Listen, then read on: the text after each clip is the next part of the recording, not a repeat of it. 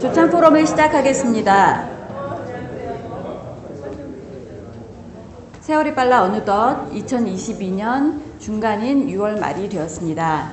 이른 아침에 이렇게 참석해 주신 회원님들께 감사를 드립니다.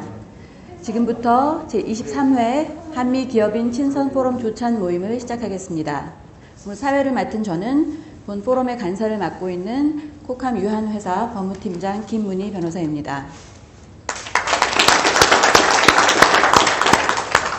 오늘 순서에는 약간 특이사항이 있는데요. 민선식 회장님께서 출국을 하셔야 돼서 개회사를 먼저 좀 해주시겠습니다. 우리 포럼의 회장님이신 민선식 YBM 회장님 박수로 맞아주시면 감사하겠습니다.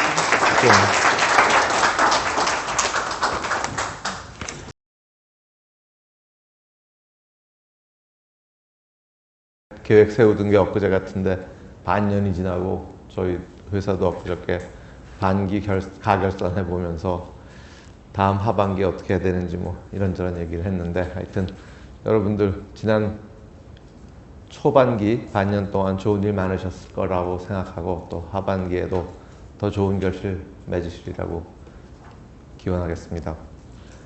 지금 뭐 다 알다시피 러시아가 우크라이나 침공해서 아직도 그 여파가 아직도 전쟁 중이고 여파가 가시지 않아가지고 여러 가지 원자재 가격도 오르고 물류도 형편없고, 그래서 기업하는 사람들에게는 굉장히 안 좋은, 게다가 이자까지 올라가지고 이제는 특히 대출이 많은 자영업자들이 어렵다는 얘기들이 많이 나오고 있는데, 이러한 어려움을 저희 회원 여러분들 잘 극복하셔서 회사도 키우시고 또 개인도 발전할 수 있는 그런 기회가 될 수 있도록 기원하겠습니다. 저희 이 포럼을 이렇게 이제 조찬 포럼을 하다가 보니까 조금 각 분야별로 좀 특별한 분야에 관심이 있으신 분들이 계셔서 저희가 IT위원회를 출범을 시켰습니다. 그리고 곧 조만간 금융위원회를 출범시킬 예정에 있습니다. 그래서 여러분들 앞으로 저희가 공지해 드릴 테니까 특별한 분야에 관심이 있으신 분들은 그 분야별 별도 모임에도 적극적으로 참가해 주시길 바라겠습니다. 그 다음에 오늘 제가 이제 막 떠나야 되는데 다음 주부터 워싱턴 DC에서 Select USA라고 미국 정부가 주관하는 대미 투자 증진 포럼 미팅 같은 게 있습니다. 저희가 2019년에 갔었고, 그동안 이제 온라인으로 하다가 이번에 이제 다시 오프라인으로 전환해서 가는데, 저하고 우리 모임의 김기롱 부회장을 포함해서 몇 분 가십니다. 그래서 가서 또 좋은 얘기 들으면 와서 또 전해드리도록 하고, 다시 한번 저희가 7, 8월은 아마 모임이 없는데, 그래서 9월달 모임에서 뵙기로 하고, 가능하면 뉴스레터에서도 저희가 들은 내용들을 올려서 여러분들 정보를 쉐어할 수 있도록 하겠습니다. 오늘 아직 연사가 도착하지 않으셨는데, 오늘 연사는 우리 윤석열 대통령을 잘 알고 계시는 대학 동기이신 석동영 변호사님을 연사로 모셨습니다. 그래서 윤석열 정부 출범의 의미와 과제라는 제목의 강연을 준비하셨으니 유익한 시간 되시기를 바라겠습니다. 자, 그럼 이만 마치겠습니다. 감사합니다. 오늘 참여하신 주요 4분을 소개해드리겠습니다. 우리 포럼의 명예 회장님이신 한세 예스24의 김동영 회장님, 그리고 민선식 회장님 지금 나가셨고요. 상임 고문이신 유장희 박사님, 상근 부회장님이신 김기롱 박사님, 부회장님이신 윤동한 한국콜마 회장님, 석좌 회원이신 이용만 전 장관님, 석좌 회원이신 SK증권의 김신 사장님, 석좌 회원이신 아트센터 나비의 노소영 관장님, 석좌 회원이신 파파존스의 서창우 회장님, 석좌 회원이신 컬리넌 홀딩스의 소효근 대표님, 석좌 회원이신 우영정보통신의 신현웅 회장님, 석좌 회원이신 스타키의 심상돈 회장님, 석좌 회원이신 미성패밀리의 온재만 회장님, 석좌 회원이신 한국통상의 용환석 대표님, 석좌 회원이신 주식회사 펌프의 이대희 대표님, 석좌 회원이신 클린토피아의 이범돈 대표님, 석좌 회원이신 부원 RMS의 정세현 사장님, 석자 회원이신 뉴코리아 진흥의 홍광희 사장님, 그리고 공로 회원으로 강호갑, 고상은, 김부곤, 신용상, 양근석, 오정근, 홍대순 회원님께서 참여해 주셨습니다. 이분 중에 몇 분은 현장에 직접 나오실 수는 없어서 온라인으로 보고 계십니다. 감사합니다. 그리고 오늘 특별 초대 손님으로 지난달 특강을 유익하게 해주셨던 아쿠스의 송대성 박사님께서 참석해 주셨습니다. 감사합니다. 한두 가지 미리 말씀을 드리겠습니다.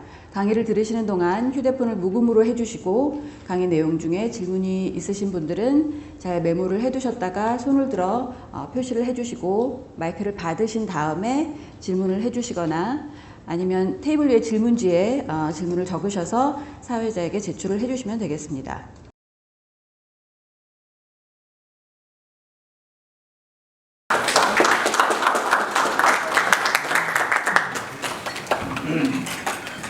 식사들 잘 하셨습니까? 네. 오늘 귀한 말씀을 해주실 석봉현 변호사님을 소개하게 된 것에 저는 개인적으로 큰 영광이라고 생각합니다. 석 변호사님은 우리나라의 유명한 법조인이시며 정치인이십니다. 부산 동고등학교를 졸업하시고 1983년 윤석열 대통령과 동기로서 서울대 법대를 졸업하셨습니다. 그리고 1983년 제25회 사법고시에 합격하신 후 1987년 검사로 임명하셔서 법무부 법무과장, 부산지검 검사장 등을 역임하신 후 서울동부지검 검사장을 끝으로 2012년 퇴직하시고 그 후 변호사로 활동을 하고 계십니다. 현재 법무법인 봉진의 대표 변호사로 계십니다. 변호사 시작 이후 최근까지 새누리당, 자유한국당, 국민의힘 법률자문 역할을 계속 해오셨습니다. 또한 민변에 대응하는 보수 우파 변호사 단체인 한변 공동대표로서 우파 법률 지원 활동을 계속 해오고 계십니다. 무엇보다 중요한 것은 지난 대선에서 국민의힘 대통령 선대본부의 상임대외 협력 특보와 공정희망 연대위원장을 맡으셔서 윤석열 대통령 후보의 당선을 위해 불철주야 가진 어려운 일을 다 해내신 분으로 잘 알려져 있습니다. 석 변호사님은 윤석열 대통령과는 동갑이며 40년 지기로서 마땅히 해야 할 일을 했을 뿐이라고 늘 겸허한 자세를 취하고 계십니다. 오늘은 윤석열 대통령을 가장 잘 아시는 분으로서 윤석열 정부의 여건과 과제라는 주제의 강연을 저희들에게 해주시겠습니다. 큰 박수로 환영해 주시기 바랍니다. 감사합니다.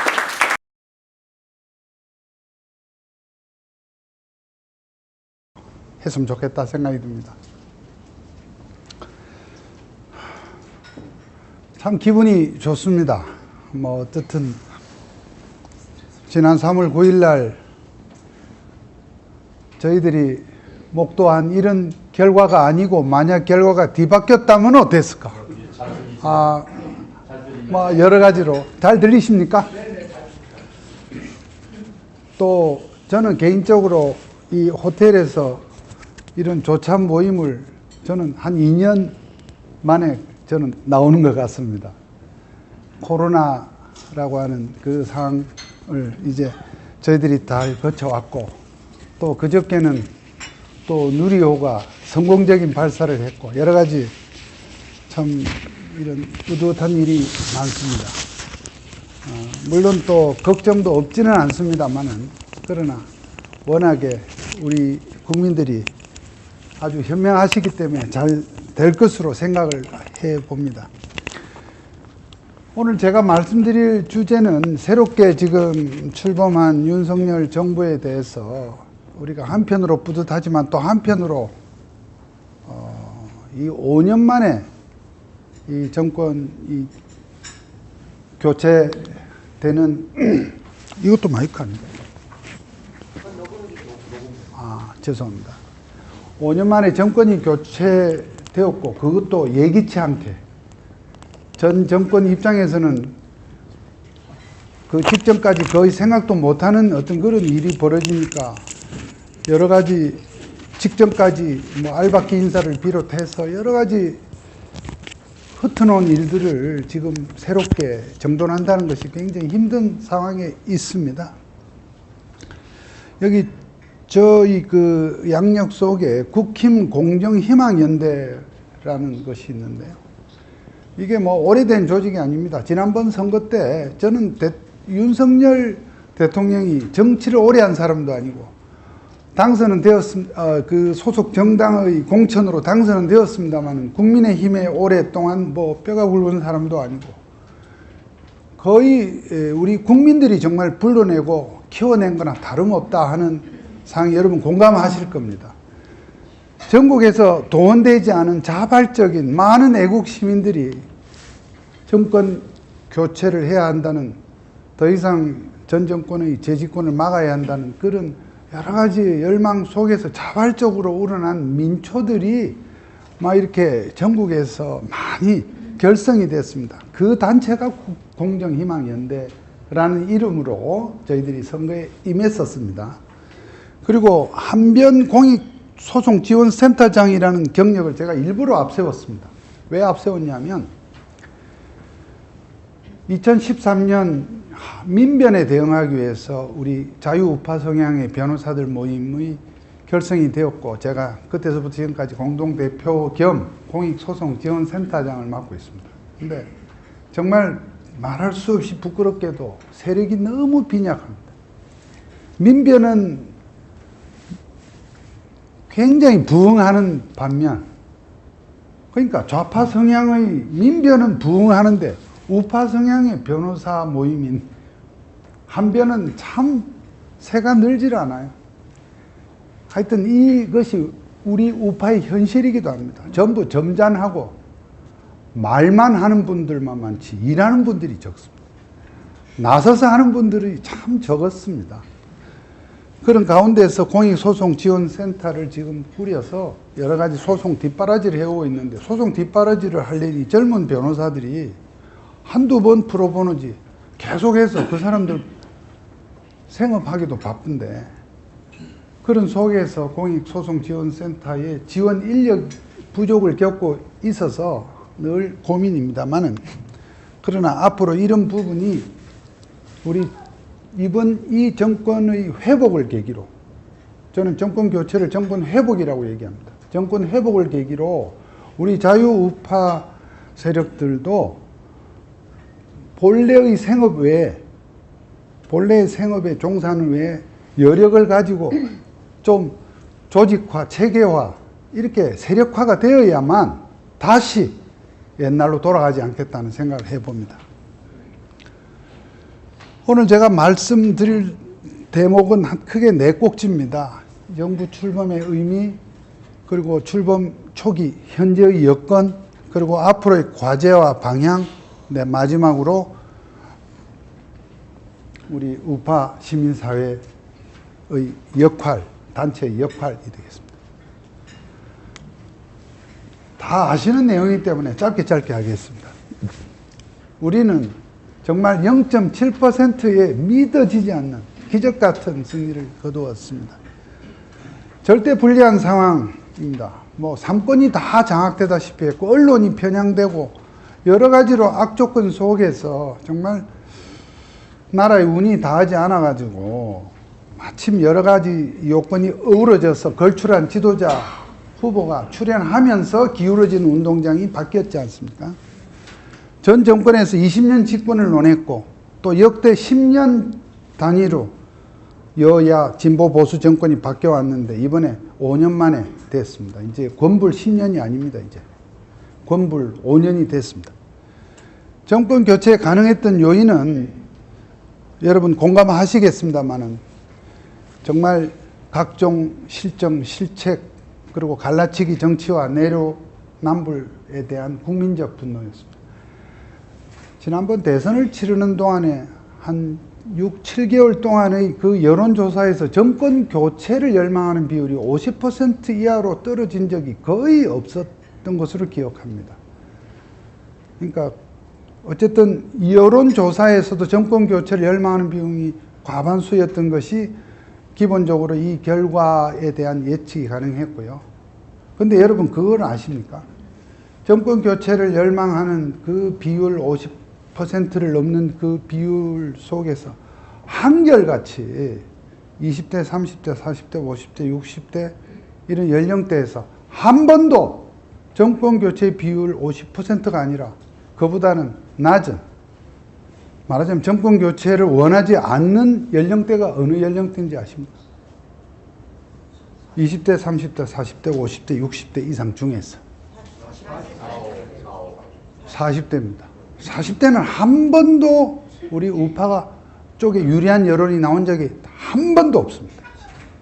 40%는요, 40대는요, 이를테면 윤 후보와 이재명 후보의 그 선호도 대결에서나 정권 교체를 바라는 비율에서나 15% 이상의 차이로 항상 좌파 쪽에 이재명 쪽이 이랬습니다. 40대가.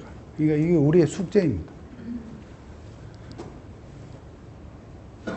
정권 교체를 가능하게 했던 요인은 역대 최고로 불량한 여당 후보, 그 당시는 여당이었죠. 이재명이라고 하는 역대 최고의 불량품이 나왔다는 것도 하나의 요인이었던 것 같습니다. 신선한 야당 후보의 출현, 신선한 야당 후보 누군지 아실 것입니다. 왜 그 사람에게 우리 국민들이 기대를 했을까? 공정과 상식, 법치에 대한 기대감 등등일 것입니다. 그리고 저는 국민의힘보다는 국민의힘도 물론 정당으로서의 어떤 기반 역할을 했지만 애국심에서 일어난 시민의 결집의 힘이 결정적이었다 이렇게 생각을 합니다. 당선 이후 취임 또 하는 그 지금 현 단계에서 성공적인 연착륙을 하고 있다고 생각합니다. 정치적인 경험이 부족에도 불구하고 또 나름 또 신인으로서 여러분 취임사에서 자유와 반지성주의를 강조했고 견해 차이는 있을 수 있겠습니다만 광주 지역에 국민의힘 의원들을 다 데리고 가서 임을 위한 행진곡을 불렀습니다. 파격적인 대국민 소통의 가장 대표적인 이슈는 청와대 이전 그리고 출근길의 그 기자 문답일 것입니다. 출근길에 기자 문답에 대해서 혹자는 좀 리스키한 측면도 있다고 얘기하시지만 또 실제로 대통령께서 다소 좀 정치인답지 못한 그러한 어떤 표현법으로 인해서 좀 한 번씩 구설은 납니다만 그러나 그런 부분을 좀 다듬어 가고 또 어떻든 좀 완곡한 어법으로 그러면서도 솔직하고 진정성 있는 그런 이 도어 스태핑을 계속 할 수 있어야 할 것 같습니다. 그것이 하나의 앞으로 관전 포인트 같습니다. 취임 후 최단 기간 내 한미 정상회담이 성사되었고 또 그러한 결과로 6.1 지방선거에 승리를 했습니다. 내각 구성도 처음에는 첫 번째 총리 후보의 인준을 좀 걱정하는 기류도 있었습니다만은 뚝심으로 또 그리고 여러 가지의 설득을 통해서 내각 구성을 아직 완성은 못했죠. 몇몇 장관의 그것이 남아 있기도 합니다만은 지금 잘 진행되고 있고 초기 인사에 대해서도 여러 가지 시각이 있을 수 있습니다만은 지금 무슨 많은 부분 중에도 검찰 인사를 편중 기용한다든지 또 그 기재부 출신 인사를 많이 기용한다든지 이런 것도 있고 또 한편 전반적으로 늘공과 전문가를 이렇게 주로 이렇게 많이 기용을 하다 보니까 선거 과정에서 도왔던 사람들이 많이 지금 서운해하는 좀 그런 것도 있기는 합니다. 그러나 전반적으로 대통령께서 나름대로 지금 굉장히 격변기에 정권 교체에 따른 여러 가지 지금 과도기적 어려움이 있고 특히 여소야대 상황에서 좀 초기에 속도를 내기 위해서 좀 늘공 전문가를 많이 쓰는 것 같습니다. 검찰 인사를 많이 쓴다는 부분은 제가 이제 검찰 출신이기 때문에 조금 뭐 보는 느낌이 조금 다를 수 있는데요. 검찰 인사를 많이 쓴다지만 전문성을 시비하는 견해는 좀 적은 것 같습니다. 그러니까 검찰 인사를 많이 쓴다는 그 부분에 잠시 국한해서 설명을 드리면, 많다 적다는 것은 뭐 각자의 느낌이 다를 수 있습니다만은, 예를 들어 검찰 인사를 무슨 복지 직책에 쓴다든가 교육 무슨 뭐 직책을 지금 맡긴 게 아니라 다 필요한 요소에 맡겼다는 생각이 들고, 대통령께서 조금 믿을 만한 사람, 이미 익히 아는 사람, 정치권에 이렇게 오랫동안 아는 사람이 없다 보니까 그러한 우선은 믿고 맡길 수 있는 사람을 쓴다고 하는 그러한 점에서 봐주실 필요가 있고, 좀 더 지켜보고 이 평가가 나와야 되는 거 아닌가 싶습니다. 지금 국정수행평가가 여러 가지로 나오고 있는데요. 제가 여기 지금 어제 예를 든 것은, 이것은 리얼미터 조사입니다. 리얼미터에서는 최근까지 두 번의 연속 50%를 화해했지만, 여기서 40대 후반하고 50%를 넘는 거하고 무슨 차이가 있는지는 사실은 뭐 이렇게 잘 모르겠습니다. 초반에. 그러나 어쨌든 언론에서는 뭐 50을 하회했다고도 얘기를 하는데, 단 갤럽 조사는, 여기는 리얼미터 조사고요. 갤럽 조사는 50%를 상회했고, 어제 나왔던 RN서치라는 그 조사는 또 역시 50%를 하회했지만, 그러나 이것은 조금 긴 호흡으로 좀 지켜보시고, 전반적으로는 정치 신인 대통령이 어쨌든 듬직하게 잘 해 나가고 있지 않냐, 이렇게 생각이 되고요. 50%를 하회하는 국정 지지율에도 불구하고 지금 야당인 민주당, 직전까지 여당이었던 민주당과 지금 국민의힘의 당 지지율은 월등하게 15% 이상, 어떤 조사에서도 국민의힘이 앞서가고 있습니다. 그만큼 저는 이 국민의힘이 앞서가는 것보다 민주당이 그만큼 국민들에게 그건 전임 대통령의 지지율에 너무 도취하고 있었다는 그런 생각을 하게 됩니다. 윤석열 정부의 출범과 관련해서 몇 가지 소회를 제가 적어봤고요. 이제 출범 초기의 여건으로 한번 들어가 보겠습니다. 여기 계신 전문가분들이 훨씬 많이 하는 내용입니다. 그래서 제목만 읽고 넘어가겠습니다. 지금 국내 정세와 이 환경이 취임 시점에서 보면 굉장히 어려움이 많이 있었으나, 초기에 지금 빠른 행보로 이렇게 제자리를 찾아가고 있다고 생각하고, 다만 지금 현재의 경제 위기는 좀 더 계속된다는 것이 지금 언론의 보도인 것 같습니다. 두 번째로, 정말로 여소야대 상황은 여러분들이 생각하시는 것보다 훨씬 심각한 수준인 것이 틀림없습니다. 170석이라고 하는 의석의 그 우세를 이용해서 앞으로 1년 반 동안 여러 가지 이 새로운 이 대통령의 여러 가지를 지금 발목을 잡을 수 있다는 리스크는 여전히 존재하고요. 또 언론 환경도 하루아침에 개선되기는 쉽지 않습니다. 또 지난 5년, 특히 그전서부터도 계속되어 왔습니다만은, 그러나 특히 지난 5년 동안 진영 세대 간 민심 분열도 지금 심각한 상황이고, 네 번째, 이 부분이 참 중요한데, 전 정권의 알박기 인사에다가 이분들이 임기를 고집하는 형태로 인해서 지금 인사가 제대로 이루어지지 않고 있는, 또 이 상황이 적어도 1년 이상 가지 않을까 하는 그런 걱정이 있습니다. 사실 단임제 대통령제 하에서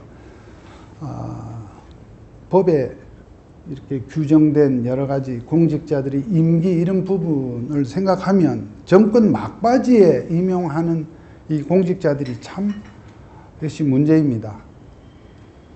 이 부분에 대해서는 물론 뭐 하나의 정치적 합의가 이루어져서 어떠한 특히 정무직은 대통령이 이렇게 임기가 끝나면 함께 임기를 하는 그런 부분이 됐으면 하는 것이 많은 분들의 생각인데 생각처럼 그게 법을 고치고 하는 것이 뭐 거의 불가능한 상태이고요. 그런 가운데서 정치적 어떠한 타협, 서로의 어떤 양보 이런 부분인데 저는 개인적으로 그런 생각을 해봤습니다. 사실 대통령의 그 임명하는 공직도 크게 두 가지로 나눌 수가 있는데요. 한 가지는 그 국회 또는 대법원 또는 정당 등등에서 추천에 의해서 대통령이 임명하는 직책들이 있습니다.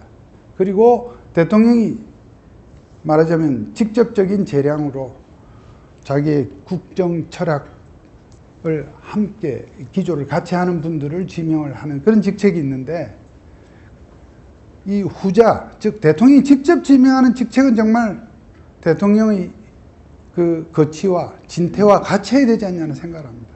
국회나 대법원, 정당이 추천해서 임용을 한 부분들은 나름대로 견제 균형의 그 입법 취지에 맞게 대통령이 바뀌더라도 임기는 유지되는 것이 오히려 맞다고 봅니다만 개인적으로 그런 생각을 해봅니다. 앞으로의 과제를 큰 갈래로 몇 가지로 이렇게 정리를 해봤습니다. 첫 번째는 아무래도 지금 이 국민적 여론이 특히 대통령을 지금 뽑은 많은 지금 우리 우파 인사들의 심정적 정서적 여론이 좀 전 정권에 많이 흐트러졌던 여러 가지를 좀 바로잡아 달라는 그런 부분을 제가 비정상의 정상화라고 표현했습니다. 제가 말씀드린 내용이 다 이렇게 해야 된다, 맞다는 뜻이 아니라 지금 거론되는 이슈가 이렇다는 것입니다. 전 정권 시절에 이 비리의 수사 이 부분 항상 뜨거운 감자입니다. 얼마 전에 대통령께서 이런 표현을 하셨습니다. 야당 측의 이런 정치보복 수사, 지금 야권 인사들에 대해서 어떤 수사가 이루어지고 전 정권에서 있었던 일에 대한 수사의 그런 움직임에 대해서 야당이 공격을 하니까 대통령께서 이런 말씀을 했습니다. 수사는 어쩔 수 없이 과거의 일을 조사하는 것이지 현재나 미래의 일을 조사하는 게 아니지 않느냐. 그러니까 정권 초기에는 어쩔 수 없이 거론되는 여러 가지 현안들이 전 정권에 있었던 일이 될 수밖에 없고 이 정권이 중반을 넘어서기 시작하면 그 정권에서의 여러 가지 비리와 과오들이 또 수사가 되는 거 이것은 자연적인 거 아니냐 이런 얘기를 하셨는데 저는 공감이 됩니다만 어쨌든 그런저런 표현도 참 대통령이 또 그런 말을 했다는 것이 또 막 화제가 됐는데요. 현실적으로 지금 지난 5년 동안 수사 또는 재판이 제대로 이루어지지 못했던 그런 국민적 관심 현안 사건들이 좀 실제로 있습니다. 뭐 드루킹 사건이라든지 또 울산시장 선거 부정 사건이라든지 그 밖에 탈원전 등과 관련한 여러 가지 직권 남용적 처사라든지 그 밖에 여러 가지 지금 국가 예산의 어떤 유용 부분 이런 부분들이 있는데 이제 그런 부분을 두 번째 나오는 이 검수완박이라는 문제하고 맞물려서 굉장히 검찰로서는 스피드를 내야 되는 상황이었습니다. 검찰의 수사권을 다 상당 부분을 묶고 자르고 없애고 했던 부분 때문에 지금 신임 법무부 장관은 검찰총장을 임명하지도 않고 지금 검찰 어제 인사도 발표했지 않습니까? 그러니까 그 검찰총장을 임명하지 않고 이렇게 인사를 하고 법무부 장관이 지금 한동훈 법무부 장관이 이렇게 하고 있는 것을 평가는 차치하고 왜 그렇게 할까를 생각해 보면 검찰총장을 지명해 놓으면 검찰총장 그 청문회를 포함한 일련의 그 임명 과정에서 계속해서 지금 소위 어떤 사항이 펜딩 상태가 되면서 구속 인사도 못하고 지금 9월까지로밖에 할 수 없는 검수완박법 때문에 검찰이 현재 수사할 수 있는 현재의 이 환경은 9월까지입니다. 그 상황을 다 허송한다는 생각으로 아마도 지금 한동훈 장관이 총장을 임명을 좀 미루는 그런 나름대로의 수를 쓰는 것 같습니다. 이거에 대해서도 보는 시각에 따라서 그렇게라도 할 수밖에 없는 그런 고육책을 이해하는 분도 계실 것이고, 또 이것이 그것도 정도는 아니지 않냐 하는 분도 계실 것인데, 어쨌든 검찰총장을 지금 지명을 누구를 지명하고 간에 지명하는 순간서부터 그 청문회라든지 여러 가지 임명 절차에서 말할 수 없는 또 정치적 공방 소모전이 벌어질 것은 분명하거든요. 각종 제도 정책의 정상화라 해서 지금 어제 대통령이 또 원전 업체를 어제 방문한 것이 뉴스에 나온 걸 보셨을 겁니다. 원전 문제, 또 세제 문제, 부동산 문제, 이런 부분들이 지금 어쨌든 새 대통령으로서는 뭔가 바로 잡아야 된다는 그런 생각을 하시는 것으로 보여집니다. 국가 사법 체계가 지난 5년 동안 완전히 흐트러졌습니다. 정말 검찰의 권력이 무소불위다 어쩌다 해서 전부 그걸 경찰에 다 밀어주고, 그런데 이 경찰이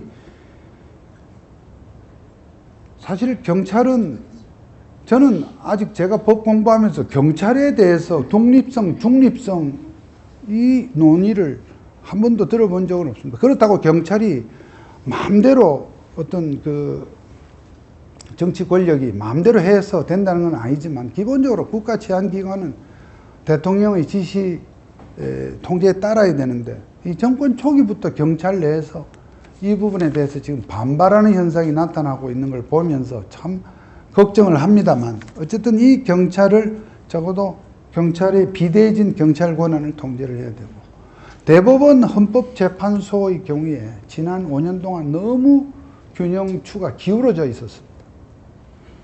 그러니까 전 정권에서 소위 좌파 세력들이 5년 전 탄핵을 이렇게 하면서, 탄핵을 하고 정권 취임하면서 정말 대법원과 헌법재판소를 그렇게 자기네들과 코드에 맞는 그런 법관으로 이렇게 하다 보니까, 사실 개개인 한 분들은 다 유능하신 분이고 굉장히 합리적이고 중립적인 분이신데 어떻게 결론이 이렇게 다를 수가 있는가 저도 의아할 정도였습니다만은, 이 대법원 헌법재판소가 우리나라는 거의 법에 연임을 못하도록 되어 있는 건 아니나 현실적으로 다 단임으로 돼서 다 임기, 대법관의 임기 5년이든가요?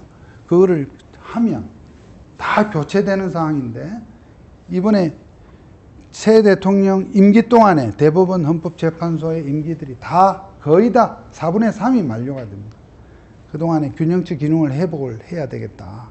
그러니까 국회에서 어떠한 위헌적인 입법을 하더라도 그동안 헌법재판소가 이런 부분에 대해서 위헌 소송을 제기하면 그냥 어떤 것은 오랫동안 그냥 뭉개고 결론을 안 내거나 어떠한 소의 이익을 이유로 본안 심판을 회피하면서 다 각하를 해버리고 이렇게 해왔던 것이 지난 5년이었습니다. 그 다음에 불합리한 규제개혁이라든지 참 우리가 늘 얘기합니다만 연금 노동개혁은 정말 필요한 과제인데, 이게 다 선거 앞두고 표심 때문에 하다 주저앉고 했던 것이 이번 정부에서 과연 조금이라도 달라진 어떤 그런 모습을 보일지 하는 부분에 대해서 저희들도 예의주시하고 있습니다. 그 다음에 중요한 꼭지는 국민 통합 노력으로서 어쨌든 보수와 진보, 동서, 지역 간, 세대 간, 젠더 간의 갈등을 완화해야 된다고. 세 번째로는 정책과 인사로 국민 통합과 협치를 실천을 해야 되겠다. 여당에서 국민에게 정말 와닿는 정책 어젠다를 이렇게 선점하는, 항상 보면 그동안에 우리 저 보수 정당이 진보 정부에 비해서 좀 이런 이 정책 어젠다의 어떤 이런 선점에서 조금 둔했다 하는 느낌을 저는 늘 가져왔습니다. 이번 정부에서는 좀 그런 부분에 대한 각별한 노력이 필요하다고 생각을 하고요. 또 협치 노력 차원에서 대통령이 굉장히 좀 우리 윤 대통령이 이래 보면 좀 친화력이 있습니다. 겉으로 보면 투박해 보일지 모르지만 굉장히 친화력이 있고, 또 지금 야당 의원들과도 어쨌든 과거의 대통령들보다는 보수 정당 대통령들보다는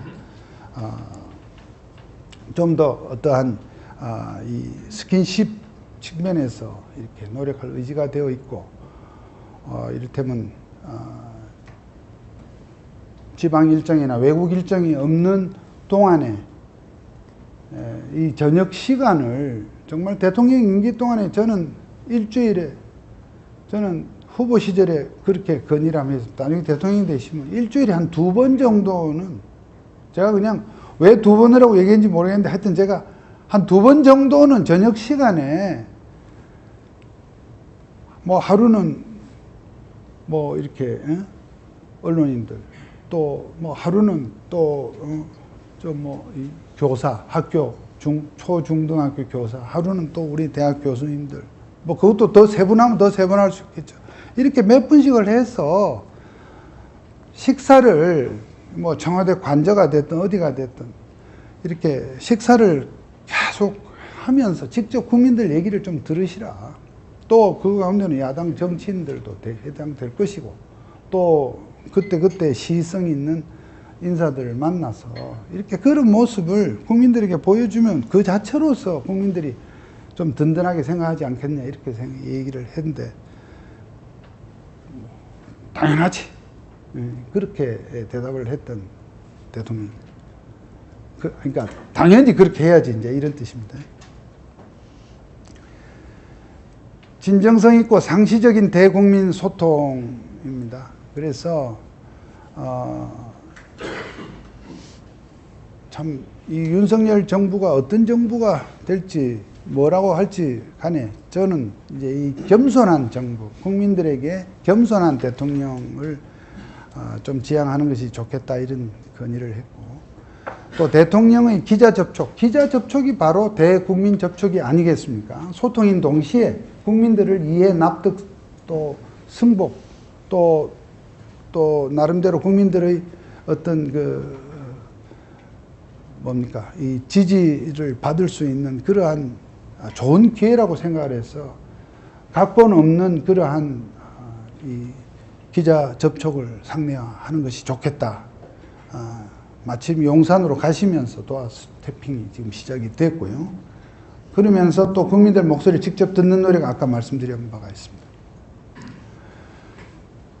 다음으로 저는 현 정부의 임기 중에 2024년 총선이 굉장히 큰 변곡점이 될 것입니다. 그러니까 총선 전까지 앞으로 1년 반, 1년 10개월 동안은 여러 가지 악조건 속에서 어떻든 일을 해 나가야 되다 보면 정권 초기에 아주 힘이 실리고 의욕적으로 할 수 있는 시기에 사실은 지금 한쪽 발이 묶여 있는 상태에서 지금 하고 있습니다. 그래서 2024년 여당으로서는 어쨌든 나름의 국정 과제를 좀 박력 있게 할 수 해 나가려면 총선에서 제1당 지위 확보가 우선이고요. 그래서 이것은 정권 중후반기까지를 포함해서 정권 전체의 성공과 실패를 좌우하는 그러한 중간 선거입니다. 그래서 참신한 정치 신인들의 발굴 기회 노력이 필요한데, 그런 점에서 보면 지금 현재 정부 초기 인사 과정에서 상위 직책은 그렇다 하더라도 청와대 비서 직책이나 이런 부분들에 대해서는 좀 요번 지금 초기 인사에서는 좀 그런 부분이 조금 이제 아직 뚜렷하지가 않습니다. 이 문재인 정부 때 청와대 그 근무자 인원이 480명, 약 500명 가까이 되었다고 합니다. 근데 지금 용산 대통령실의 현재의 지금 그 비서 보좌 인원은 지금 300 뭐 한 1, 20명 정도. 그러니까 한 사람당 하는 일이 만만치 않다고 보면 이와 같이 적어도 150명 내지 200명 가까운 인원을 적게 한다는 것은 현재 인원이 과부하도 있지만 지금 그걸 꼭 잘했다고 제가 하는 건 아니나 지금 문재인 정권에서 보면 그 민주당의 어지간한 시도 의원들도 청와대 행정관 경력이 다 있습니다. 그러니까 청와대 행정관을 한 6개월 정도 하고 내보내고 그것이 하나의 경력이 되어서 다 당선을 시키는 그럼으로써 중앙정부, 지방정부, 의회를 다 그걸로 막 좀 이렇게 장악하는 그러한 인사 운용을 했던 측면이 있습니다. 그래서 윤석열 정부에서도 지금은 초기니까 여러 가지 일을 조심스럽게 지켜봅니다만 적어도 내년에는 그러한 측면에서도 어쨌든 우리의 그 신인들을 길러내야 되지 않느냐 이렇게 생각을 하고요. 다음 우파 세력, 우파 시민단체 지원 및 협력 강화라는 측면은 사실은 그동안 제가 현장에서 한 10년 가까이 공직을 마치고 10년 가까이 우리 이른바 아스팔트 우파, 뭐 광장 세력, 그 밖에 여러 가지 우파 시민단체들 이렇게 보면 좌파 시민단체들과는 비교 자체가 불가능할 정도로 아무런 지원 내지는 우호적인 그런 관계 유지가 안 되고 있어 왔습니다.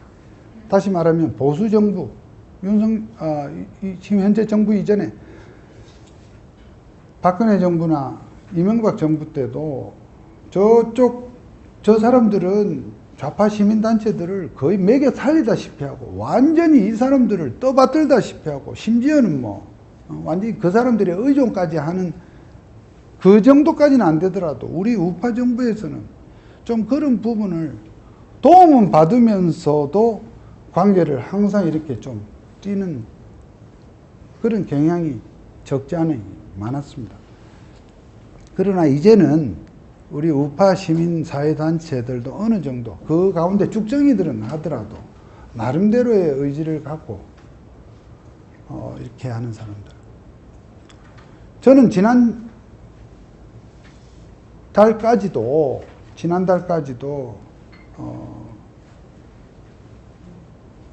예를 들어서 사드 기지가 있는 경북 성주 사드 기지가 저희 집안이 거기 있기도 해서 아버님 산소가 또 거기 있기도 해서 제가 이렇게 가보면 사드 기지 앞에 도대체 5년 내도록 거기에 오르는 물자 반입 차량을 다 막는 정체불명의 그 세력들이 5년 내도록 길목을 지키고 도대체 저 사람들은 뭐 먹고 살며 도대체 뭘 하는 사람들일까? 그것이 어디 사드 기지 앞뿐이겠습니까? 전국 곳곳에. 그러니까 그러한 정말 아주 말할 수 없는 참 그런 분노심을 가지게 되는데 그 10분의 1만이라도 우리 우파 정부들도 우리 우파 인사들에 대해서 좀 관심을 좀 가졌으면 좋겠다는 생각입니다. 그리고 2024년 이 총선 전까지 아까 말씀드린 대로 그거를 하나 1단계, 그 이후 2단계로 구분해서 우리의 국정 목표도 좀 완급 조절을 해야 될 것입니다.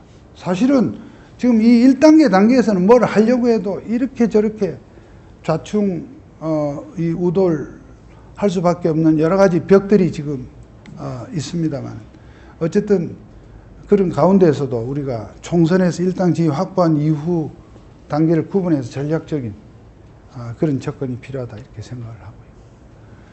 그럼 우리 마지막으로 우리 우파 시민 사회단체, 저는 이 광의의 개념에서 이런 오늘 우리가 이 자리에 모여 있는 우리 이런 기업인 친선 포럼도 글쎄 이걸 시민 사회단체라고 할 수 있을지 잘 모르겠습니다. 어쨌든 이러한 여러 가지 사회의 건전한 여론 형성 세력, 이런 부분들, 저는 이렇게 오늘 아침에 이렇게 새벽같이 나오시는 여러분들 이러한 그 적극성이 참 여러 어떤 분야, 여러 단계에서 필요하다고 생각합니다. 그러니까 이제는 지금 저 사람들이 끊임없이 현재의 정부를 흔들고, 뭐 제가 듣기로 지금 이제 다음 달에 또 대규모 하투, 지금 뭐 이 민노총과 금속노조 이런 사람들이 서울역에서부터 용산까지를 완전히 점거하겠다고 하는 그런 지금 여러 가지 참 위험한 일들을 지금 모사를 하고 있는 것 같습니다. 그러면 이런 저 사람들은 저렇게 이 정권 교체에도 불구하고 새 정부를 흔들겠다고 한다면 우리 이런 걸 위해서 우리 우파 시민 사회 단체에 대해서도 좀 같이 함께 필요하면 맞짱을 좀 뜰 수도 있고 말이죠. 그 사람들에게 함께 대항을 할 수 있는 그러한 행동하는 우파들을 양성을 해야 되겠다 생각을 하고, 우파 시민 사회 단체들도 각자의 개성을, 단체의 고유성은 인정하더라도 좌파 세력에는 또 함께 뭉쳐서 맞서는 그러한 네트워킹이 필요한데, 그런 부분도 역시 정부 여당 내지는 우리 국민의힘 쪽에서의 어떤 그런 관심이 좀 필요하다 이렇게 생각합니다. 사실 우파 시민 사회 단체가 제일 어려운 부분이 재정 자립 문제입니다. 좌파들은 이런저런 뭐 중앙정부, 지방정부에서 교부금도 받죠. 또 이런저런 기업으로부터 뭐 갈치성 기부도 많이 받는 것으로 알고 있습니다. 또 그뿐만 아니라 계속해서 이슈를 만듭니다. 뭐 과거사 추진, 뭐 4.3 사태 법이 통과되는 순간에 민변 쪽 변호사들은 1조 시장이 열렸다 이러거든요. 4.3 특별법이 통과됐는데 왜 이게 1조 시장이 됩니까? 뭐 언제입니까 4.3 사태가? 예를 들어 70년 전쯤 되지 않습니까? 70년 전에 그때 복역했던 사람 복역했던 그거에 대해서 이렇게 유족 내지는 뭐 이런 사람들이 그거에 대한 손해배상, 또 그간의 유족들이 겪어온 뭐 이런 이 고통에 대한 정신적 위자료 한번 소송했다면 뭐 사실 지난 정부에서는 한번 소송했다면 막 50억, 100억, 300억 이건 뭐 다반사로 있었습니다. 그러니까 1조 시장이라는. 그런데 반면 우리 우파 쪽은 천안함 그 유족들이나 생존자들이 겪은 고통에 대해서 그렇게 이 여러 가지 우리 사회 시스템이 제대로 보상을 해주지도 못했거든요. 그러한 그에 있다 보니까 시민사회 단체들도 자기 주머니 틀어서 회비로 우승하니까 여러 가지 어려움들이 많았던 그런 점을 제가 지금 지적하고 있습니다.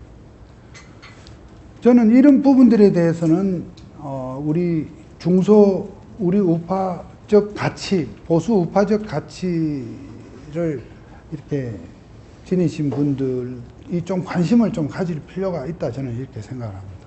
이제 중소기업을 하시면서 기업의 어려움도 있지만 한편으로 우리 중산층 자산가들 입장에서 좀 이런데 좀 내가 직접 뛰지 못한다면 이런데 좀 기부 후원도 조금 더 관심을 가지시고요. 꼭 학교 장학금 주는 것만이 기부가 아닙니다. 그래서 이 우파 시민 사회단체의 자립이 굉장히 이제 다시 이 정권이 5년 뒤에 저 사람들은 5년 뒤에 다시 반드시 찾아간다고 또 생각을 하고 또 5년 동안 별짓을 다 할 겁니다. 이번 우리 정권 교체에서 받은 이러한 느낌을 5년 뒤에 다시 계속 이어가기 위해서는 이게 뭐 윤석열 대통령 혼자만의 어떤 노력으로 되는 것이 아니라 우리 세력의 여러 가지 소위 이런 협업이 필요하다 이렇게 생각합니다. 제가 여기까지 좀 말씀을 드리고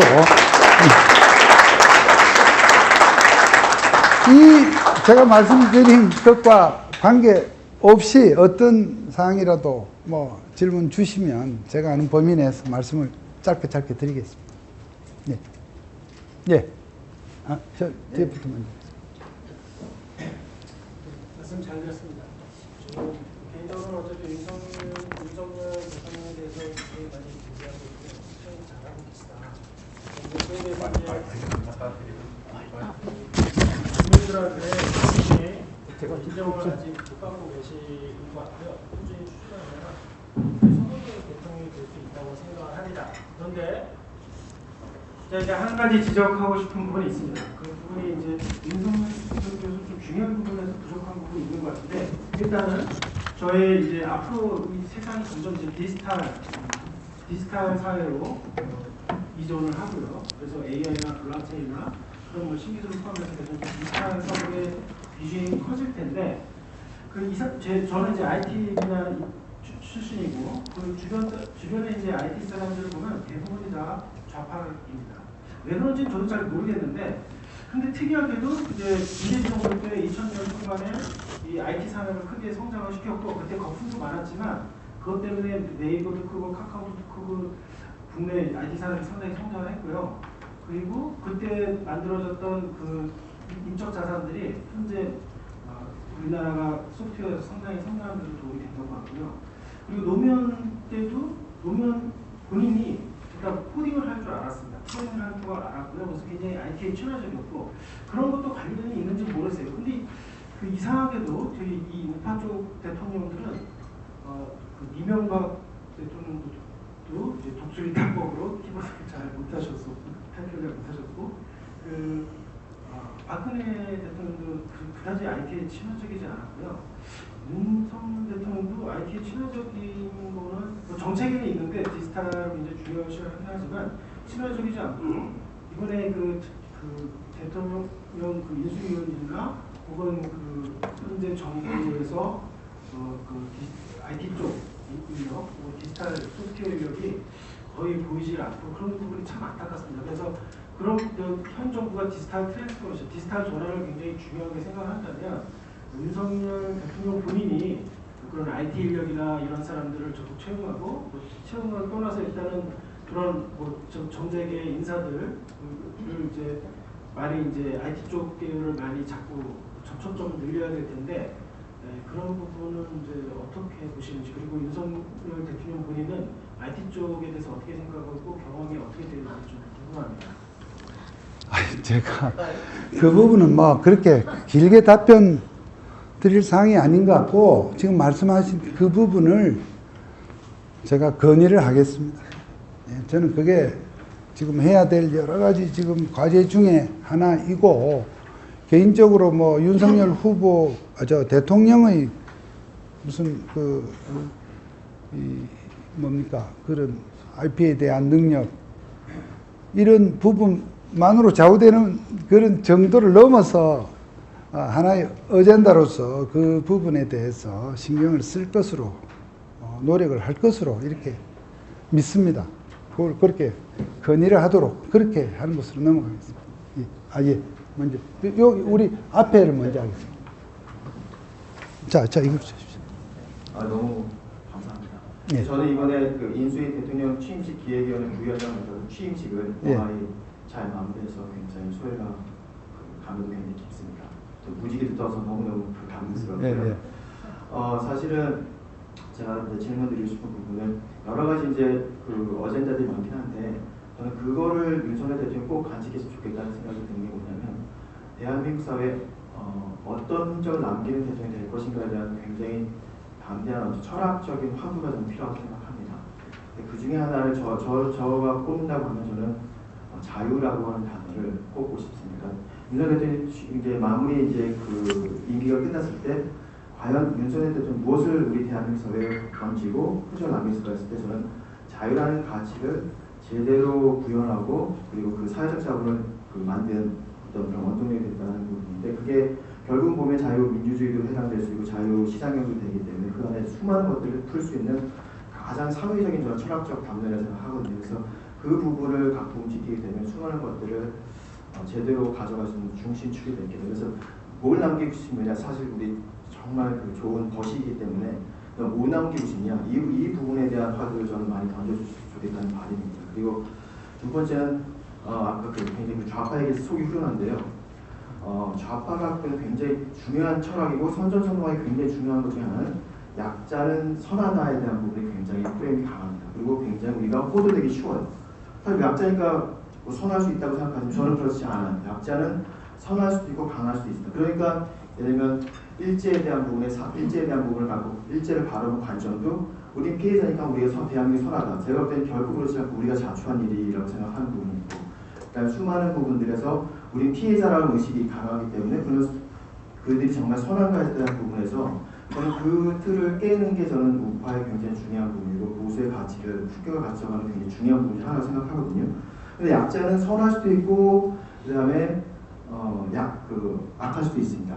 그리고 강자도 역시 선할 수도 있고 약할 수도 있는데 우리는 강자는 악하고 그다음에 약자는 선하다는 그런 일관적인 획일적인 틀에서 우리가 자꾸 사회 좌파들 선전을 하기 때문에 그런 부분을 깨는 관점을 저는 이번에 좀 제대로 가져가는 게 필요하지 않을까 생각하고, 마지막 주셨던 저는 행동하는 지성인 저는 우파가 진짜 필요하죠. 그것이 잘못되면 괴물이 탄생할 수 있기 때문에 조국을 비롯한 수많은 그런 괴물이 되지 않도록 하는 부분이 굉장히 중요한 말씀을 잘 들었습니다.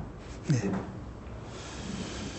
윤석열 그 후보 시절에 이런 얘기를 하는 걸 제가 들었습니다. 공약을 나는 될 수 있으면 안 하겠다. 이건 무슨 소리냐. 선거 때 공약을 안 할 수가 있느냐 했는데 뜻은 이런 거였습니다.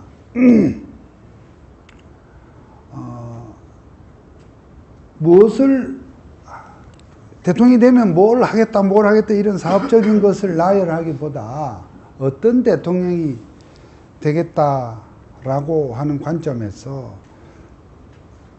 당신이 가장 중요하게 첫 번째로 얘기한 것이 이런 것이었습니다. 국가가 어디까지 간섭을 해야 되는가? 그게 어떤 국가가 이를테면 국민의 또는 기업의 활동, 여러 가지 어떤 그런 제도적 운영을 돕는다는 의미로 혹은 규제한다는 의미로 이렇게 저렇게 지원한다는 의미로 뭘 하다 보면 결국 국가의 일정 부분 간섭이 되는데 어디서 국가의 권력이 어디까지 가야 되느냐, 어디서 멈춰야 되느냐, 이런 점을 늘 좀 고민을 해서 적절한 선에서 멈춰야 되겠다. 그러니까 그것이 곧 반대 측면에서 보면 이제 자율성이기도 하죠. 개인으로 보면 자유화 되겠고, 국가가 모든 국민의 삶, 기업의 운영을 다 책임져 줄 수도 없고 끝까지 다 그 부분을 서포트 한다는 것도 그건 불가능한 거죠. 그래서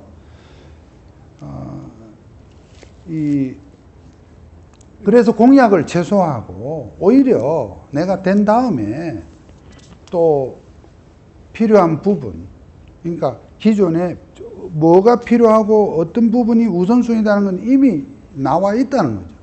나와 있는 가운데 그 중에도 국가 예산 투입의 우선순위를 지금 선거 단계에서 근데 결국은 그 이후에 선거하는 과정에서 또 공약을 어떻게 안 할 수가 없지 않습니까?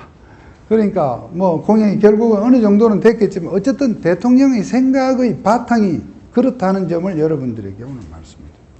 그러니까 그래서 그걸 좀 다르게 표현하면 선거 과정에 공약을 안 했던 아이템이라도 집권 후에 현장을 돌고 나름대로 어떤 내각을 구성하고 이렇게 세팅을 한 상태에서 새롭게 부각되는 그런 여러 가지 사회적 이슈 또 수요에 대해서도 정책적 수요에 대해서도 그때 해나가지, 모든 것이 선거 때 선거 과정에서 공약한 사항에 묶이거나 공약했기 때문에 반드시 해야 된다거나 또는 그 공약 자체가 굉장히 졸속이고 좀 아주 좀 졸속적으로 나올 수도 있는 부분 때문에 흐트러지는 게 얼마나 많습니까? 전 정부 때.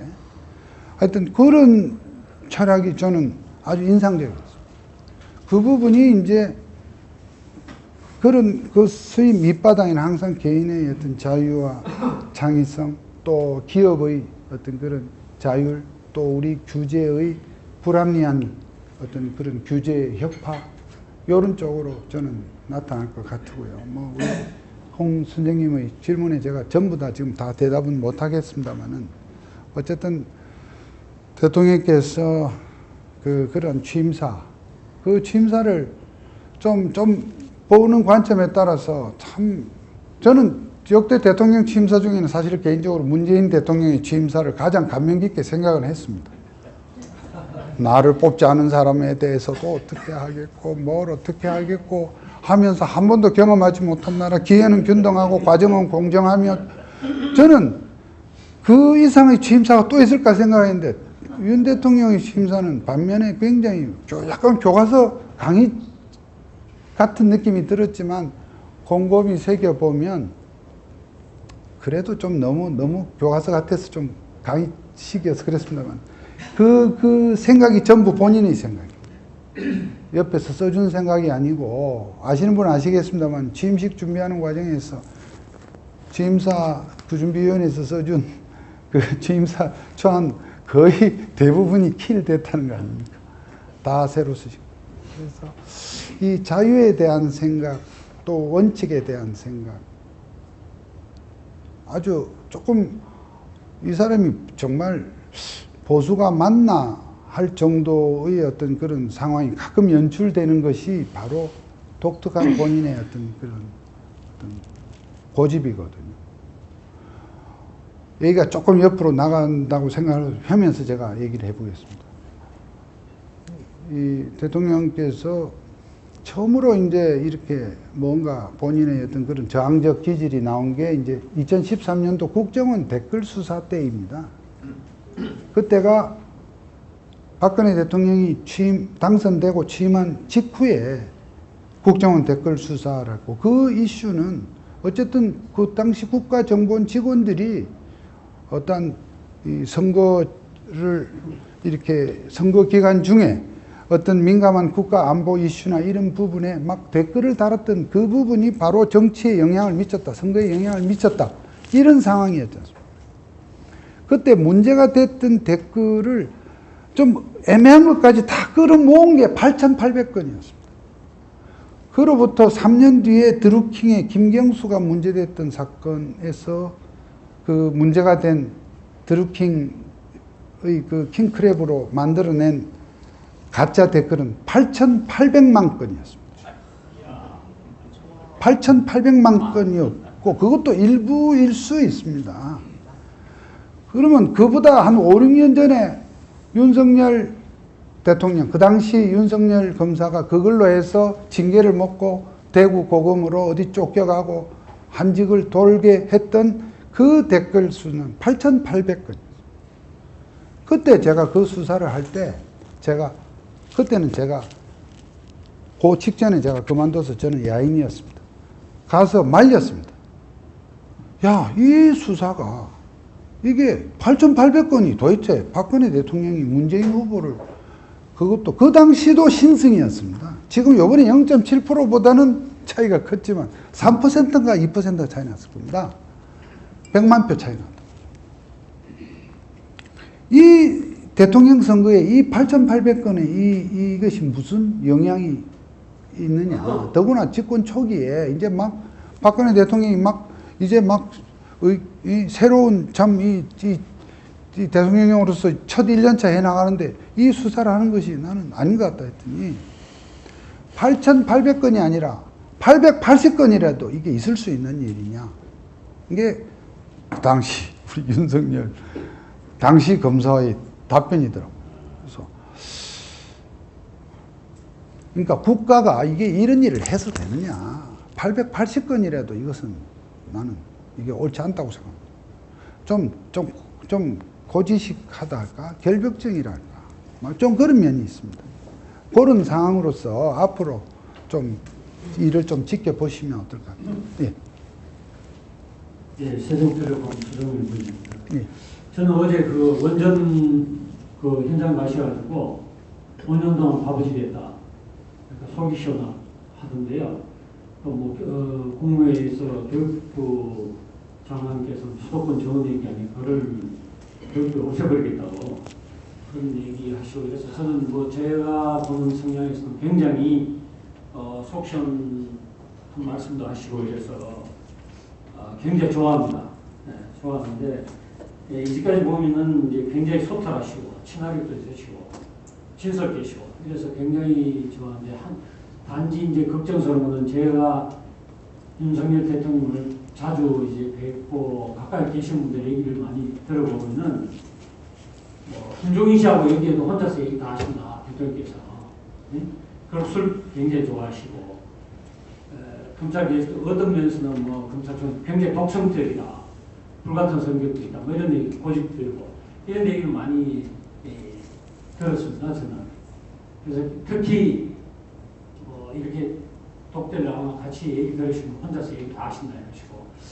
그래서 제 이제 좀 걱정스러운 거는 과연 그 대통령께 직언을 할 수 있는 최측근이 지금 누구신가?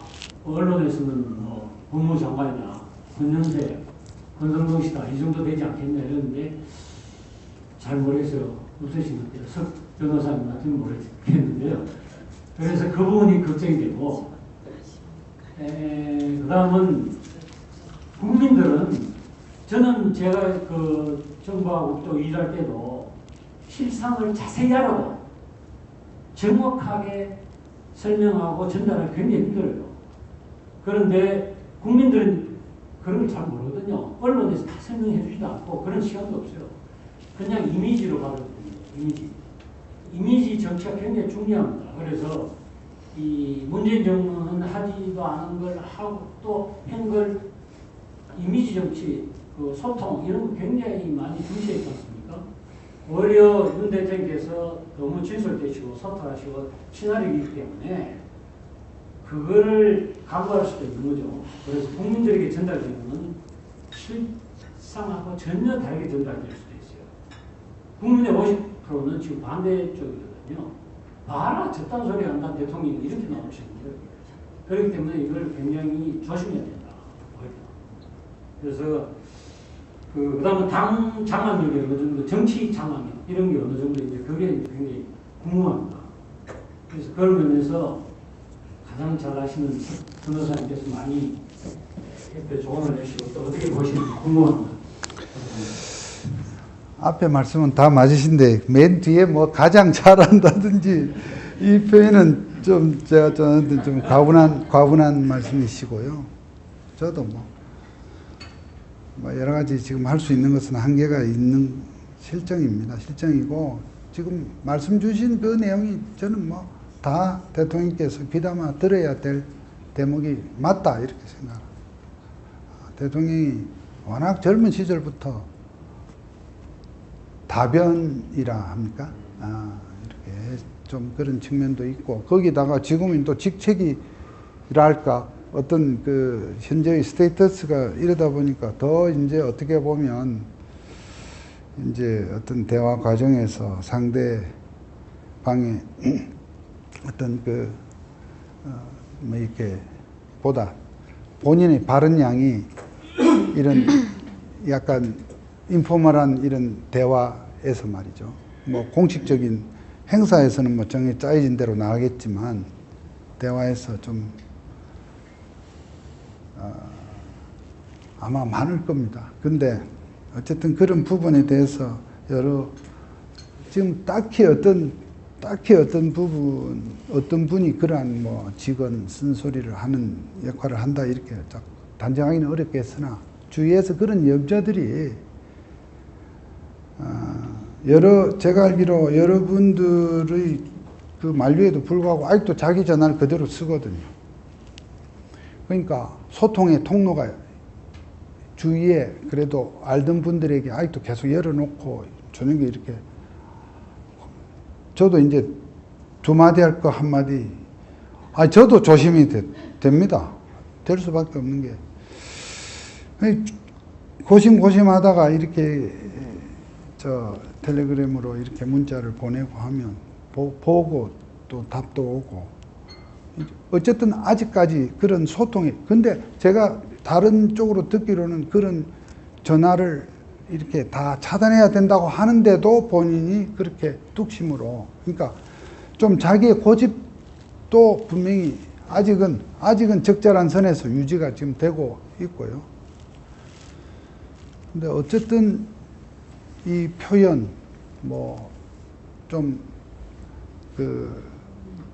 직설적이고 그냥 있는 그대로 이렇게 표현하는 이런 부분도 계속 이제 여론에서 이렇게 매를 조금씩 이렇게 막고 하다 보면 스스로 그리고 이 학습 능력은 또 뛰어나니까 조금씩 개선이 되리라고 보여집니다. 그래서 어떻게 보면 처음 이제 초 단계에서 다 두루두루 다 이렇게 이 허점이 없기는 사실 어렵지 않겠습니까? 그래서 그러나 어쨌든 대통령의 위치라고 하는 것이 자꾸 이 실수가 되면 그것은 분명히 잘못된 일이기 때문에 그런 부분들에 대해서 조심스럽지만 저도 건의를 하겠고, 요즘 이 지지율이 왜 이렇게 떨어지는가 하는 부분에 대해서도 일시적인 현상으로 이렇게 일시적인 현상이기를 바랍니다만은 예컨대 이 자리도 혹시 그런 생각 하시는 분이 계실지 모르겠습니다. 건희 여사 이런 부분, 그 김건희 리스크 이런 부분들로도 걱정하시는 분들이 또 계셔요. 그렇지 않습니까? 저만 이렇게 생각합니까? 예, 좀 그런 부분도 좋은 뜻에서도 비판하는 공격적으로 비판적으로 걱정하는 사람도 있지만 또 한편으로 저희 입장에서도 이랬으면 좋겠네, 저랬으면 좋겠네 하는 걱정이 있습니다만 또 어떤 분들은 그 얘기도 하세요. 어쨌든 본인 얘기를 막 하는데 부인 얘기, 영부인 얘기를 잘 못하겠다고 하는 분들이 또 많으시더라고요.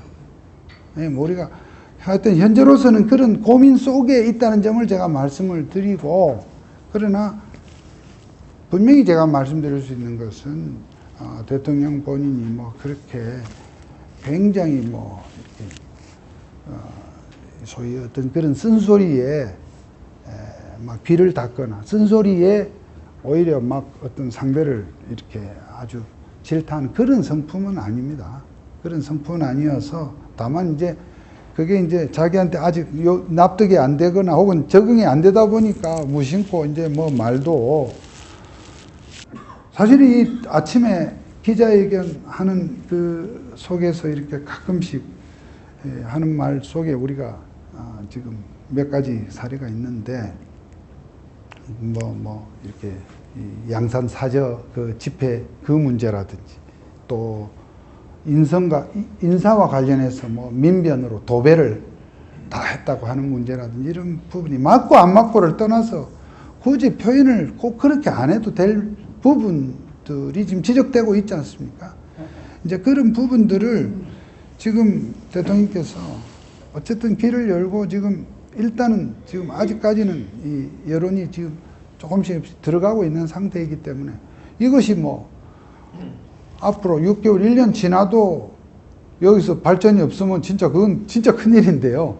지금 아직 초반이니까 여러 가지 그러한 부분들이 따듬어지는 과정이다. 그렇게 이해를 해 주시면 되겠고, 정말 그럼에도 불구하고 지금 당장 이건 꼭 이래야 되겠다는 생각이 있으시면 저에게 나중에 제가 명함 드릴 테니까 좀 말씀을 주십시오. 예. 예, 저 뒤에.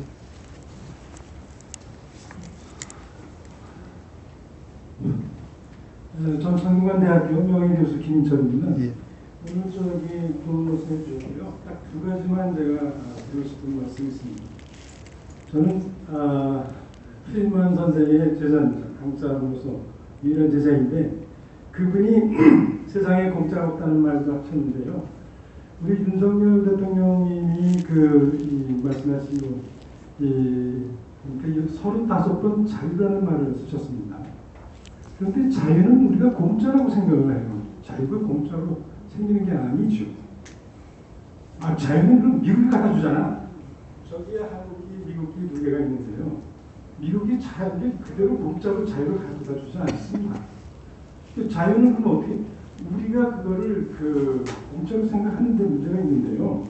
아까 보니까 우파 시민단체나 이런 등등은 재정도 없고 돈 내는 사람도 없고 가난한 사람들이 그냥 생각만 가지고 모여서 해봐야 소용이 없는데, 제가 간접적으로 듣기로는 지금 그 전에 이 전 정부에서는 만여 명이 그냥 목숨을 걸고 이게 무슨 일이든지 한다는 사람들이 있다고 제가 들었습니다. 언론을 통해서.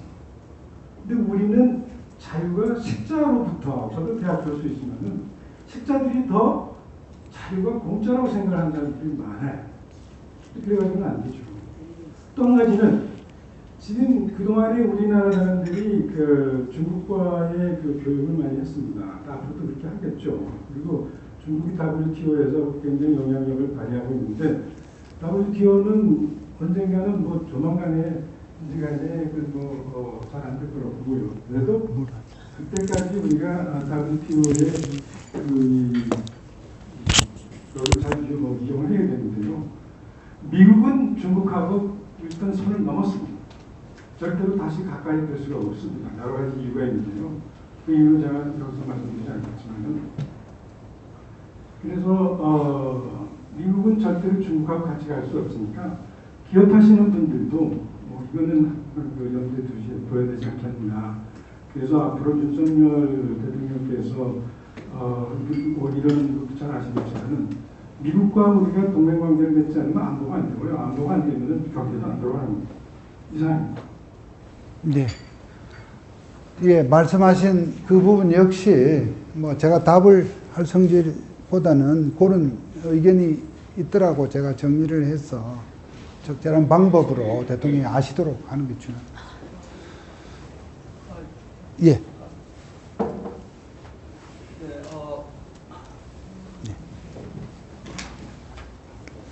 신사 국가안보 아카데미 26기를 있기 때문에 저는 그쪽에서도 많이 배우고 했는데 오늘 좋은 말씀 감사합니다. 제가 생각하기에 저는 이제 미국에서 한 40년 살다고 교포라고 볼 수 있겠는데요. 한국처럼 이렇게 멋진 나라가 없거든요. 제가 보기에는 개인적으로 뭔가 능력도 뛰어나고 지금 북한도 공산 체계에서는 아주 1등을 달리고 있지 않습니까? 또 한국도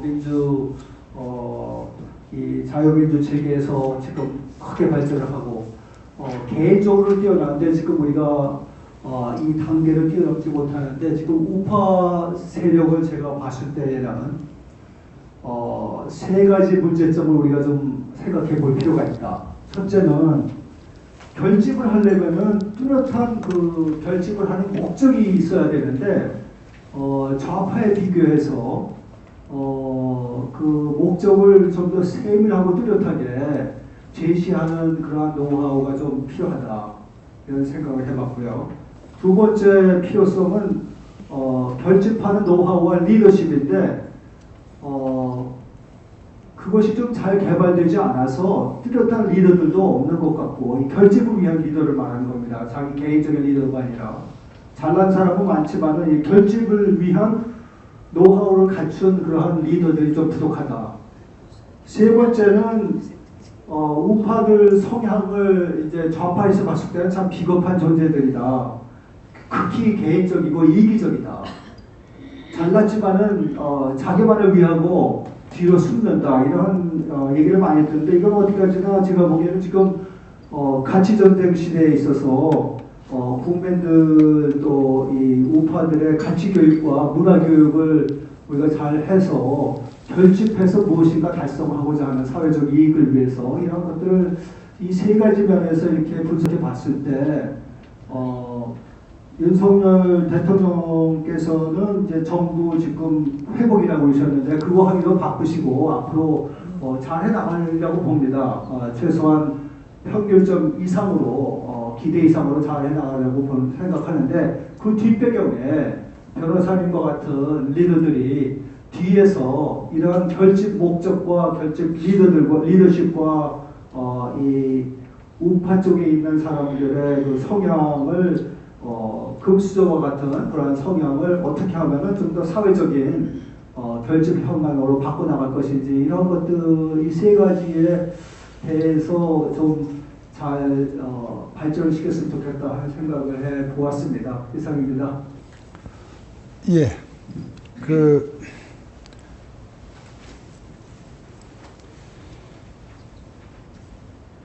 정말 주신 말씀 다 공감하고요.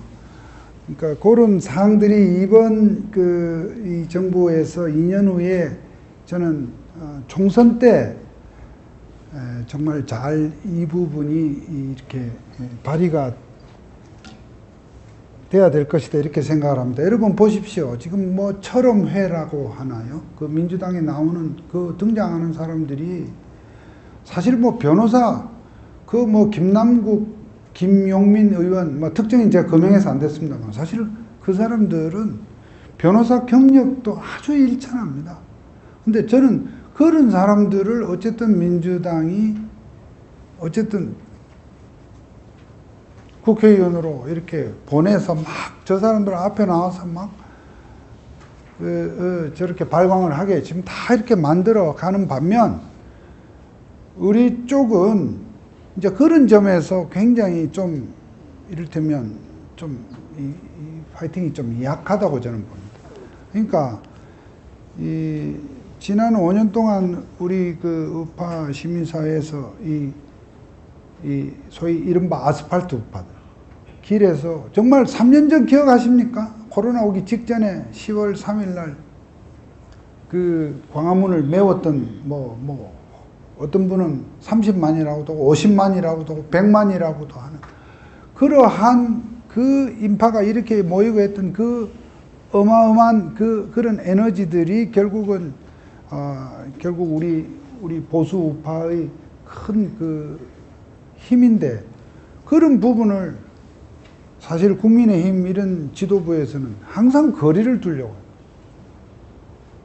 또 지금 부정선거 문제로 또 일각에서 굉장히 많이 또 이렇게 분기탱천하는 분들이 또 많이 계십니다. 혹시 이 중에도 계실지 모르겠어요. 근데 이제 구체적으로 부정선거가 있었느냐 없었느냐 하는 주제가 굉장히 미묘한 주제이긴 합니다만 기본적으로 그분들 역시 굳이 우리가 분류를 하자면 투표 선거에서 국민의힘 후보를 찍을 사람들이거든.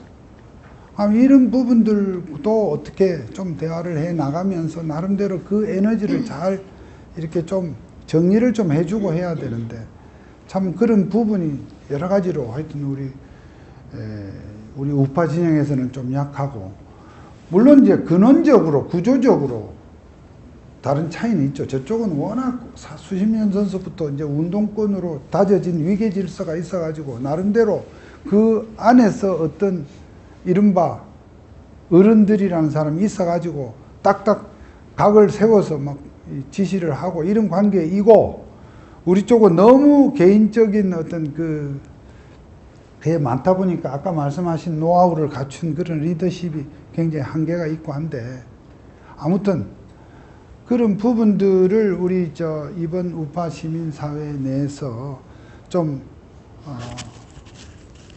내년까지 좀 그런 단체들과 이른바 지도자들 이렇게 만나서 그런 부분들을 우리가 좀 뭔가 좀 이렇게 다듬어 가야 되겠다는 생각을 하고 그 작업이 시작이 됐습니다. 그래서 여러분들 그 부분을 좀 지켜보시기로 하고 아무튼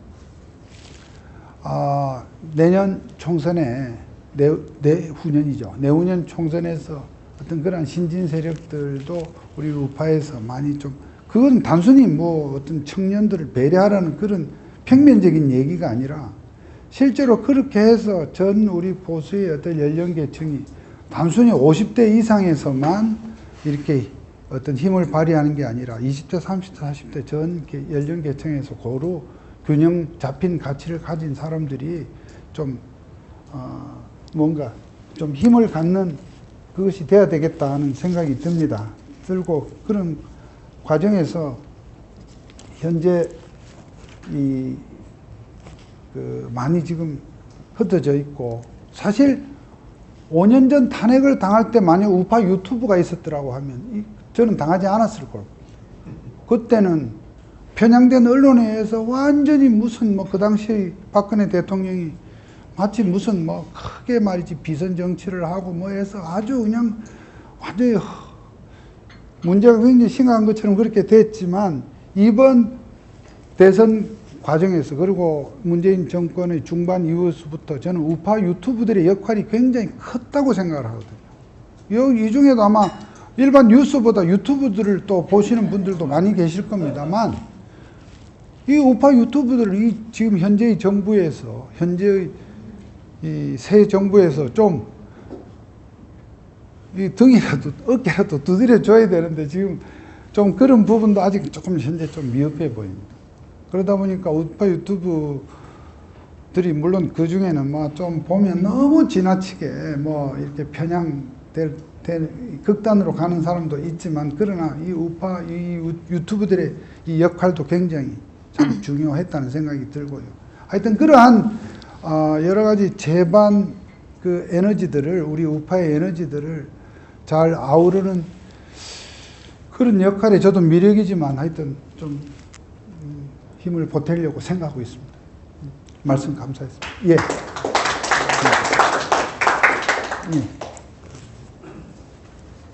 요 어떻게 시간이 어떻게 됩니까 이제? 마지막 질문. 예. 그 이코노미 조선 협상전문위원으로 있는 박상민입니다. 그리고 이 자리에 지금 우리 동교한 유정희 회장님께서 만드신 한국협상학회 회장이기도 합니다. 지금 우리가 이제 윤석열 대통령께서 막 취임하셔서 지금 초기에 어떤 상황이냐 어떻게 나갈까를 많이 고민하시는 분 당연한 것 같습니다. 하지만 어느새 세월은 흘러 5년은 흐를 것이고 5년이 지났을 때 돌아봤을 때 내가 뭘 놓쳤을까라고 하는 그런 시간이 다가올 것입니다. 그래서 오히려 5년이 지나기 전에 오늘 윤석열 대통령께서 무엇을 하면 좋을까라는 아이디어가 나오는 시간이 되는 것 같습니다. 그런데 결국은 모든 대통령의 평가에서 제일 중요한 건 두 가지라고 봅니다. 하나는 경제, 하나는 안보입니다. 특히 우리나라 같은 경우에는 경제와 안보에 성공하지 못한 경제와 안보에 허점을 남긴 대통령은 결코 성공한 대통령으로 남을 수가 없거든요. 그런데 이 경제와 안보를 하는 데 있어서 많은 분들이 또 공무원이나 기업들이 이 자리에 계신 여러 경우들도 마찬가지로 노력을 하고 있습니다. 그런데 아까 이제 우리 변호사님께서 말씀하신 것 중에 제일 많이 쓰신 단어 중에 하나가 오늘 우파라는 단어입니다. 그런데 지구상에서 가장 강력한 우파 국가가 굉장히 근실하고 앞으로 몇백 년을 이어갈 것은 당연히 그런 나라가 있습니다. 어디일까요? 미국입니다. 미국은 철저한 우파의 나라입니다. 그런데 미국이 그렇게 철저한 우파의 나라로 지속될 수 있는 것은 그만큼 우파적 정책을 성공적으로 이끌어왔다는 것이 되는데 그것은 경제정책, 외교정책, 안보정책 여러 가지 분야에서 상당한 성공을 이룰 수 있었습니다.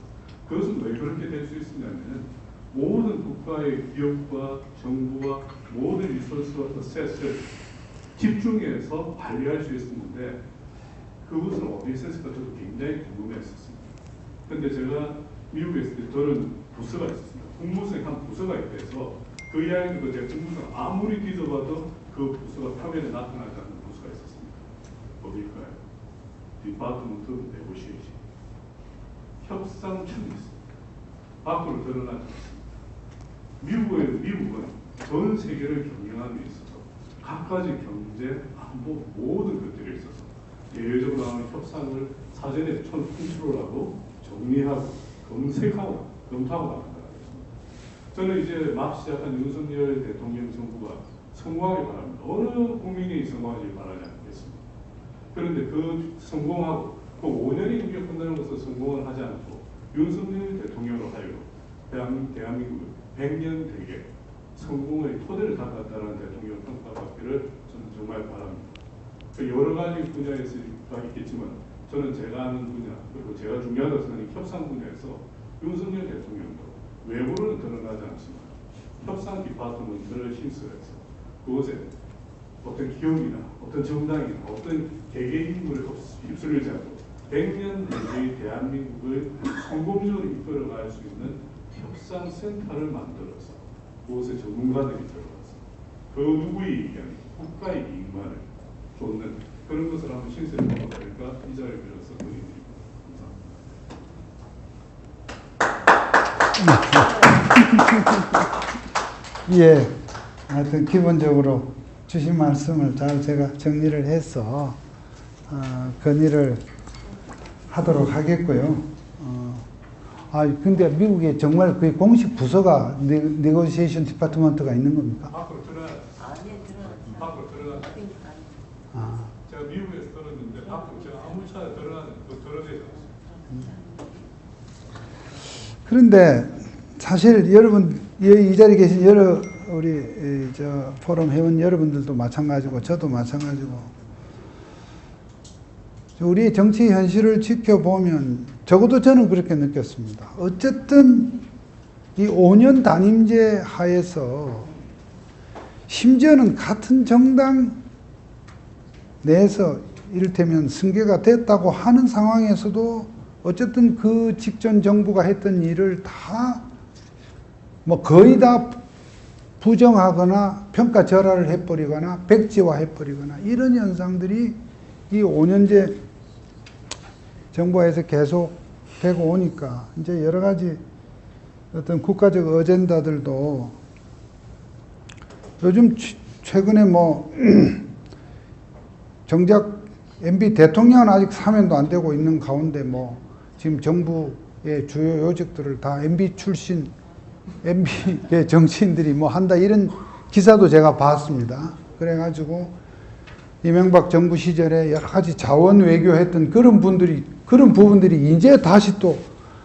그때 그게 정말 좋았다는 거 하면 뭐 참 그래서 어떠한 참 국가적 어젠다가 지속적으로 이렇게 정권이 바뀌어도 유지된다 하는 것이 우리나라에서 과연 이것이 가능한 일인지 하는 좀 서글픔이 좀 앞서기는 합니다.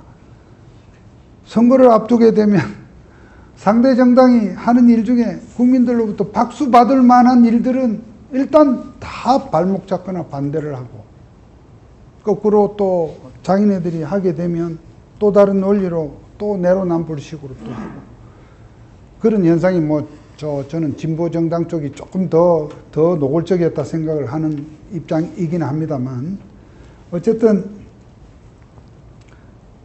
대통령께서 뭐 정말 경제와 안보라고 하는 이 두 가지의 가치를 가지고 제일 중요한 것은 내후년 선거에서 하고 또 그렇게 해서 정말 5년 뒤에 성공한 정부, 성공한 대통령으로 남는 하나의 뭐 평가 척도는 누구 말 맞다나 다시 정권 재창출이라고도 하는데 어쨌든 국민들로부터 계속 지지를 받을 수 있게 하기 위해서 지금 그러한 지금 말씀 주신 그런 내부적으로 이 탄탄한 논리를 갖춘 어떤 협상팀을 가동하는 문제라든지 또 그 밖에 그때 언론에서 많은 이 좋은 이 의견들이 제시될 때 어떤 그런 부분들을